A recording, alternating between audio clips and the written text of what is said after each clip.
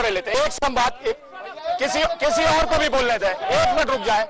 क्या कुछ था, कैमरा फोकस करें इधर, क्या कुछ है, क्या कुछ? मैं इन राष्ट्रीय पार्टी लोग से पूछना चाहता हूँ कि आज की डेट में इन लोग अगर कुछ काम किया है तो वोट के नाम से क्यों लुग्रास, दारू, मुर्गा, मछली ये सब बांटा जाता है, जब न्याय से अपने जिम्मेदारी से काम पे आ जाए, मूल मुद्दे पे आ जाए।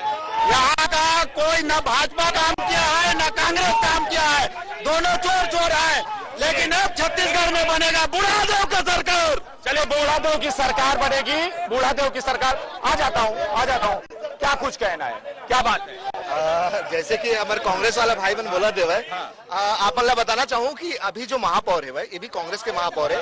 अगर पहले के भी महापौर रही से भाई और रेणु अग्रवाल रही से भाई, आदरणीय तुहार जैसे अग्रवाल के घरवाली रही से भाई, और स्टेडियम इंदिरा गांधी स्टेडियम में 42 लाख के विदेशी घास के घोटाला होने से ओला गाय चर्दिश करके रिपोर्ट में लिखे है भाई, मतलब विदेशी घास ला गाय चर्दिश 82 लाख। बड़ा मुद्दा आपने कहा, बड़ा मुद्दा कहा।